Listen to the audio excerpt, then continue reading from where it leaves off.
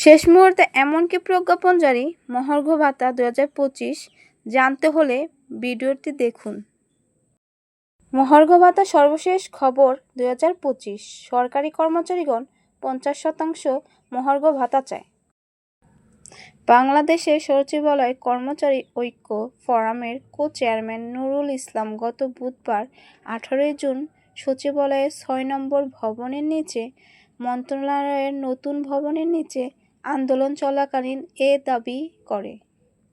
সংশোধিত অধ্যাদেশ বাতিল না করা হলে রবিবার থেকে লাগাতার ও কঠোর আন্দোলনের কর্মসূচি ঘোষণা করা হবে। মহার্ঘ ভাতার সর্বশেষ খবর 2025। বর্তমান সরকারের সিদ্ধান্ত কি কর্মচারী নিতে চাচ্ছেন না?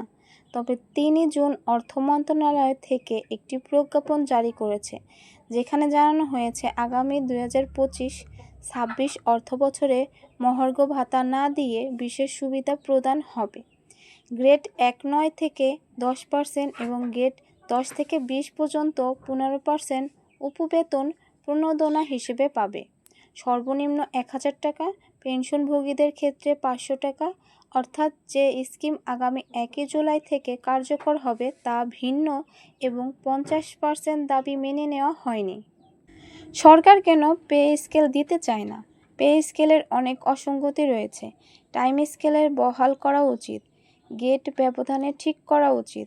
পদোন্নতির ক্ষেত্রে বৈষম্য রয়েছে।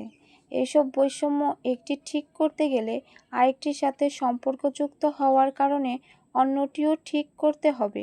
মোট কথা, পে স্কেল দেওয়া মানে পে কমিশন গঠন করা এবং অনেক ধরনের বিষয় পরিবর্তন করতে হবে। অন্তর্বর্তীকালীন সরকারের সময় কম, তাই তারা পে স্কেলের মতো বড় ঝামেলাও যেতে চায় না। হ্যাঁ, তারা কিছু সংস্কার বা পরিবর্তন করতে 11 থেকে 20 গ্রেডের কর্মচারীদের বেতন বাড়ানোর দরকার বলে মনে করেন এবং তারা যে বাজে অবস্থার মধ্যে দিন পার করছে তা সরকার জানে।